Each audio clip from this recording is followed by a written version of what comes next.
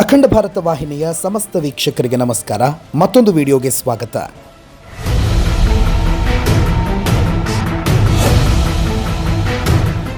ಕಾಶ್ಮೀರದಲ್ಲಿ ಹಿಂದೂಗಳ ಹತ್ಯೆ ಪ್ರಕರಣದ ಬೆನ್ನಲ್ಲೇ ಭಾರತ ಪಾಕಿಸ್ತಾನದ ವಿರುದ್ಧ ಪ್ರತೀಕಾರ ತೀರಿಸಿಕೊಳ್ತಿದೆ. ಪಾಪಿ ಪಾಕಿಸ್ತಾನಕ್ಕೆ ಎಚ್ಚರಿಕೆ ಕೊಟ್ಟಿರುವ ಹಿಂದೂ ಫೈರ್ ಬ್ರ್ಯಾಂಡ್ ನಾಯಕ ಯೋಗಿ ಆದಿತ್ಯನಾಥ್ ಇದೀಗ ಮದರಸಾ ಶಿಕ್ಷಣದ ಬಗ್ಗೆ ಖಡಕ್ ವಾರ್ನಿಂಗ್ ಕೊಟ್ಟಿದ್ದಾರೆ. ಹಾಗಾದರೆ ಉತ್ತರ ಪ್ರದೇಶದಲ್ಲಿ ಮದರಸಾ ಶಿಕ್ಷಣ ರದ್ದಾಗುತ್ತಾ? ಯೋಗಿ ಮುಂದೆ ಏನು ಮಾಡ್ತಾರೆ ಅನ್ನೋದನ್ನು ಹೇಳ್ತೀವಿ. ಈ ವಿಡಿಯೋವನ್ನು ಕೊನೆವರೆಗೂ ತಪ್ಪದೆ ನೋಡಿ.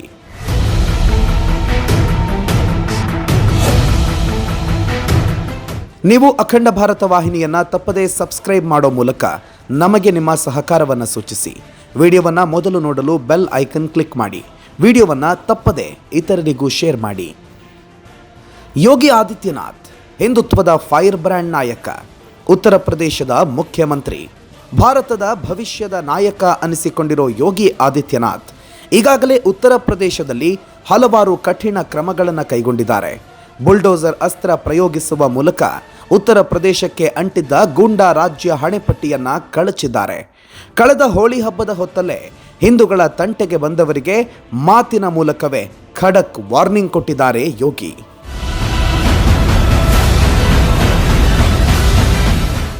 ಭಾರತದಲ್ಲಿಯೇ ಅತಿದೊಡ್ಡ ರಾಜ್ಯ ಉತ್ತರ ಪ್ರದೇಶ. ಒಂದು ಕಾಲದಲ್ಲಿ ಮತೀಯ ಗಲಭೆಗಳೇ ಹೆಚ್ಚಾಗಿದ್ದ ರಾಜ್ಯವದು. ಆದರೆ ಅದ್ಯಾವಾಗ ಯೋಗಿ ಆದಿತ್ಯನಾಥ್ ಜಿ ಅವರು ಉತ್ತರ ಪ್ರದೇಶದ ಮುಖ್ಯಮಂತ್ರಿಯಾಗಿ ಅಧಿಕಾರ ಸ್ವೀಕಾರ ಮಾಡಿದ್ರೋ ಆವಾಗಲೇ ನೋಡಿ ಯುಪಿಯ ಚಿತ್ರಣವೇ ಬದಲಾಗೋಯ್ತು. ಧರ್ಮಗಳ ನಡುವೆ ಸಂಘರ್ಷವನ್ನು ಉಂಟು ಮಾಡುವ ಮತೀಯ ಶಕ್ತಿಗಳ ವಿರುದ್ಧ ಮುಲಾಜಿಲ್ಲದೆ ಕಠಿಣ ಕ್ರಮಗಳನ್ನು ಕೈಗೊಂಡರು. ಹಿಂದೂಗಳ ಮೇಲೆ ಸುಮ್ಮನೆ ಹಿಂದೂಗಳ ತಂಟೆಗೆ ಬಂದವರ ಮನೆಗೆ ಬುಲ್ಡೋಸರ್ ನುಗ್ಗಿಸಿದ್ರು. ಕ್ಷಮಿಸೋದಕ್ಕೆ ಸಾಧ್ಯವಾಗದ ಅಪರಾಧ ಕೃತ್ಯಗಳಲ್ಲಿ ಪಾಲ್ಗೊಳ್ಳುವ ಜನರನ್ನ ಎನ್ಕೌಂಟರ್ ಮೂಲಕ ಹತ್ತಿಕ್ಕಿದ್ರು. ಉತ್ತರ ಪ್ರದೇಶದ ಮುಖ್ಯಮಂತ್ರಿ ಯೋಗಿ ಆದಿತ್ಯನಾಥ್ ಓರ್ವ ಅತ್ಯುತ್ತಮ ಮುಖ್ಯಮಂತ್ರಿ. ಅವರ ಅಧಿಕಾರದ ಅವಧಿಯಲ್ಲಿ ಯುಪಿಯ ಜನರು ನೆಮ್ಮದಿಯ ದಿನಗಳನ್ನು ಕಾಣುತ್ತಿದ್ದಾರೆ. ಇದೀಗ ಕಾಶ್ಮೀರದಲ್ಲಿ ನಡೆದಿರುವ ಹಿಂದೂಗಳ ಮಾರಣ ಹೋಮ ಯೋಗಿಜಿ ಅವರ ಕಣ್ಣು ಕೆಂಪಾಗುವಂತೆ ಮಾಡಿದೆ. ಪಾಕಿಸ್ತಾನದ ವಿರುದ್ಧ ಪ್ರತೀಕಾರದ ಮಾತುಗಳನ್ನು ಆಡಿರುವ ಹಿಂದೂ ನಾಯಕ ಇದೀಗ ಮದರಸಾಗಳಿಗೆ ಬಿಸಿ ಮುಟ್ಟಿಸೋದಕ್ಕೆ ಹೊರಟಿದ್ದಾರೆ. ಹಿಂದೂಗಳು, ಕ್ರೈಸ್ತರು ಸೇರಿದಂತೆ ಇತರೆ ಧರ್ಮದವರು ಶಾಲೆಯಲ್ಲಿ ಶಿಕ್ಷಣ ಪಡಿತಾರೆ. ಆದರೆ ಬಹುತೇಕ ಮುಸ್ಲಿಮರು ಮದರಸಾ ಶಿಕ್ಷಣವನ್ನು ಪಡೆಯುವ ಕ್ರಮ ಭಾರತದಲ್ಲಿ ಚಾಲ್ತಿಯಲ್ಲಿದೆ. ಭಾರತದಲ್ಲಿಯೇ ಅತಿ ಹೆಚ್ಚು ಮಸೀದಿ ಮದರಸಾ ಹೊಂದಿರುವ ರಾಜ್ಯಗಳಲ್ಲಿ ಉತ್ತರ ಪ್ರದೇಶಕ್ಕೆ ಮೊದಲ ಸ್ಥಾನ. ಆದರೆ ಉತ್ತರ ಪ್ರದೇಶದಲ್ಲಿ ಅನಧಿಕೃತವಾಗಿ ಮದರಸಾ ಮಸೀದಿಗಳು ಕಾರ್ಯನಿರ್ವಹಿಸುತ್ತಿವೆ ಅನ್ನೋ ಆರೋಪ ಕೇಳಿಬಂದಿತ್ತು. ಇದೇ ಕಾರಣದಿಂದಲೇ ಯೋಗಿ ಆದಿತ್ಯನಾಥ್ ಅವರು ಉತ್ತರ ಪ್ರದೇಶದ ಮುಖ್ಯಮಂತ್ರಿಯಾಗಿ ಅಧಿಕಾರ ಸ್ವೀಕಾರ ಮಾಡಿದ ಬೆನ್ನಲ್ಲೇ ಮದರಸಾಗಳ ವಿರುದ್ಧ ಕಠಿಣ ಕ್ರಮ ಕೈಗೊಂಡಿದ್ದರು. ಉತ್ತರ ಪ್ರದೇಶದಲ್ಲಿರುವ ಮಸೀದಿ ಮದರಸಾಗಳ ದಾಖಲೆಗಳನ್ನು ಒದಗಿಸುವಂತೆ ಕಟ್ಟಪ್ಪಣೆಯನ್ನು ಹೊರಡಿಸಿದರು. ಇದರಿಂದಾಗಿ ಉತ್ತರ ಪ್ರದೇಶದಲ್ಲಿ ಬರೋಬ್ಬರಿ 4,000ಕ್ಕೂ ಅಧಿಕ ಮಸೀದಿ ಮದರಸಾಗಳು ಅನಧಿಕೃತ ಅನ್ನೋದು ಬಯಲಾಗಿತ್ತು. ಇದರ ಬೆನ್ನಲ್ಲೇ ಅನಧಿಕೃತ ಮಸೀದಿಗಳಿಗೆ ಯೋಗಿ ಫುಲ್ ಸ್ಟಾಪ್ ಇಟ್ಟಿದ್ರು. ಇದೀಗ ಮದರಸಾ ಶಿಕ್ಷಣದ ವಿರುದ್ಧವೂ ಗುಡುಗಿದ್ದಾರೆ ಯೋಗಿ. ಜಮ್ಮು ಕಾಶ್ಮೀರದಲ್ಲಿ ಹಿಂದೂಗಳ ಹತ್ಯಾಕಾಂಡ ನಡೆದ ಬೆನ್ನಲ್ಲೇ ಮದರಸಾಗಳ ವ್ಯವಸ್ಥೆಯನ್ನೇ ಬದಲಾಯಿಸುವ ಕುರಿತು ಯೋಗಿ ಆದಿತ್ಯನಾಥ್ ಜಿ ಮಾತನಾಡಿದ್ದಾರೆ. ಮದರಸಾ ಶಿಕ್ಷಣ ವ್ಯವಸ್ಥೆಯ ಕುರಿತು ಪರಿಶೀಲನೆಯ ಅಗತ್ಯವಿದೆ. ಧಾರ್ಮಿಕ ಶಿಕ್ಷಣ ಕೇಂದ್ರಗಳಾಗಿರುವ ಮದರಸಾಗಳಿಗೆ ಆಧುನಿಕ ಶಿಕ್ಷಣದ ಟಚ್ ನೀಡಲೇಬೇಕು ಎಂದಿದ್ದಾರೆ ಯೋಗಿಜಿ. ವಿದ್ಯಾರ್ಥಿಗಳಿಗೆ ಧಾರ್ಮಿಕ ಶಿಕ್ಷಣ ನೀಡಿದರೆ ಸಾಲದು, ಮದರಸಾ ಶಿಕ್ಷಣ ಉದ್ಯೋಗಕ್ಕೆ ಪೂರಕವಾಗಿರುವಂತೆ ಮಾಡಬೇಕಾಗಿದೆ. ಸಾಮಾನ್ಯ ಶಾಲೆಗಳಲ್ಲಿನ ವಿದ್ಯಾರ್ಥಿಗಳಿಗೆ ಹಾಗೂ ಮದರಸಾ ವಿದ್ಯಾರ್ಥಿಗಳಿಗೂ ಒಂದೇ ರೀತಿಯ ಶಿಕ್ಷಣವನ್ನು ನೀಡುವಂತೆ ಕ್ರಮ ವಹಿಸಬೇಕಿದೆ. ಹೀಗಾಗಿ ಮದರಸಾ ಶಿಕ್ಷಣ ನೀತಿ 2020 ಪ್ರಕಾರ ಪಠ್ಯಕ್ರಮಗಳನ್ನು ಬದಲಾಯಿಸಬೇಕಿದೆ ಅಂತ ಅಧಿಕಾರಿಗಳಿಗೆ ಸೂಚನೆ ನೀಡಿದ್ದಾರೆ.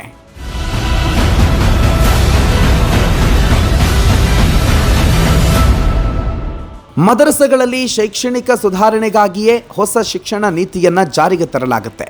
ಇದೇ ಕಾರಣದಿಂದಲೇ ಶಿಕ್ಷಕರು ಮತ್ತು ಬೋಧಕೇತರ ಸಿಬ್ಬಂದಿಗಳ ಅರ್ಹತೆಯನ್ನು ಬದಲಾಯಿಸುವುದು ಅತಿ ಅಗತ್ಯ. ಈ ಹಿಂದೆ ನಡೆಯುತ್ತಿದ್ದ ಬೋಧಕ ಮತ್ತು ಬೋಧಕೇತರ ಸಿಬ್ಬಂದಿಗಳ ನೇಮಕಾತಿಯ ವಿಧಾನದಲ್ಲಿಯೂ ಬದಲಾವಣೆಯನ್ನು ತರಲಾಗುತ್ತೆ. ಇದಕ್ಕಾಗಿ ವಿಶೇಷ ಸಮಿತಿಯೊಂದನ್ನು ರಚಿಸಲಾಗುತ್ತೆ. ದೇಶದಲ್ಲಿಯೇ ಅತಿ ಹೆಚ್ಚು ಮಸೀದಿ ಮದರಸ ಇರೋದು ಯೋಗಿ ಆದಿತ್ಯನಾಥ್ ಅವರ ಉತ್ತರ ಪ್ರದೇಶದಲ್ಲಿ ಒಟ್ಟು 13,329 ಮಾನ್ಯತೆ ಪಡೆದ ಮದರಸಾಗಳಿದ್ದು ಅವುಗಳಲ್ಲಿ 12,35,400 ವಿದ್ಯಾರ್ಥಿಗಳು ವಿದ್ಯಾಭ್ಯಾಸ ಪಡೆದಿದ್ದಾರೆ. ಅಲ್ಲದೆ 9,979 ಮದರಸಾಗಳು 1ರಿಂದ 8ನೇ ತರಗತಿಯವರೆಗೆ, 3,350 ಮದರಸಾಗಳು ಮಾಧ್ಯಮಿಕ ಮತ್ತು ಉನ್ನತ ಮಾಧ್ಯಮಿಕ ಹಂತದಲ್ಲಿವೆ. ಇದರಲ್ಲಿ ಒಟ್ಟು 561 ಮದರಸಾಗಳು ರಾಜ್ಯ ಸರ್ಕಾರದ ನೆರವಿನಿಂದ ನಡೀತಿದ್ದು ಒಟ್ಟು 2,31,806 ವಿದ್ಯಾರ್ಥಿಗಳು ನೋಂದಣಿ ಮಾಡಿಕೊಂಡಿದ್ದಾರೆ.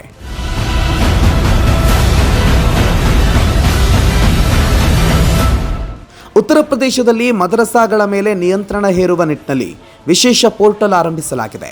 ಪೋರ್ಟಲ್ ಆರಂಭವಾದ ನಂತರದಲ್ಲಿ 2017ರಿಂದ ಇಲ್ಲಿಯವರೆಗೆ ಒಟ್ಟು 19,123 ಮದರಸಾಗಳು ಈಗಾಗಲೇ ನೋಂದಾಯಿಸಲ್ಪಟ್ಟಿವೆ. ಕೆಲವು ವರ್ಷಗಳಿಂದೀಚೆಗೆ ಮದರಸಾಗಳಿಗೆ ದಾಖಲಾಗುವ ವಿದ್ಯಾರ್ಥಿಗಳ ಸಂಖ್ಯೆಯಲ್ಲಿ ಭಾರೀ ಪ್ರಮಾಣದಲ್ಲಿ ಇಳಿಕೆಯಾಗಿದೆ. ಸರ್ಕಾರದಿಂದಲೇ ಅನುದಾನವನ್ನು ಪಡೆದು ನಡೆಸುವ ಮದರಸಾಗಳ ಮೇಲೆ ಹಿಡಿತ ಸಾಧಿಸೋದಕ್ಕೆ ಯೋಗಿ ಗಂಭೀರ ಚಿಂತನೆ ನಡೆಸಿದ್ದಾರೆ. ಕಾಶ್ಮೀರದಲ್ಲಿ ಹಿಂದೂಗಳ ಧರ್ಮವನ್ನು ಕೇಳಿ ಬಟ್ಟೆ ಬಿಚ್ಚಿಸಿ ಧರ್ಮ ಪರೀಕ್ಷೆ ಮಾಡಿಸಿ ಹಿಂದೂಗಳ ಸಾಮೂಹಿಕ ಹತ್ಯೆ ಮಾಡಿದ ಬೆನ್ನಲ್ಲೇ ಯೋಗಿ ಮಹತ್ವದ ನಿರ್ಧಾರವನ್ನು ಕೈಗೊಂಡಿದ್ದಾರೆ.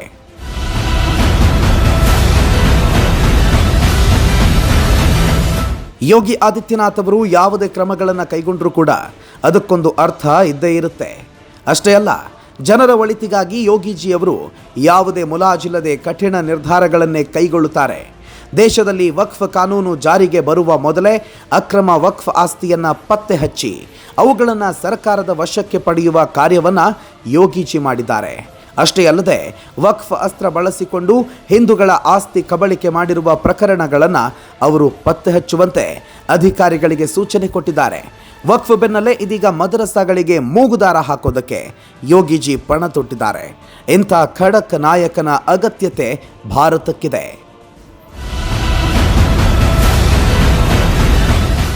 ಮತ್ತೊಂದು ವಿಡಿಯೋದ ಜೊತೆಗೆ ಮತ್ತೆ ನಿಮ್ಮ ಮುಂದೆ ಹಾಜರಾಗ್ತೀವಿ. ಅಲ್ಲಿವರೆಗೂ ನೋಡ್ತಾ ಇರಿ ಅಖಂಡ ಭಾರತ. ಸನಾತನ ಯುಗ ಆರಂಭ.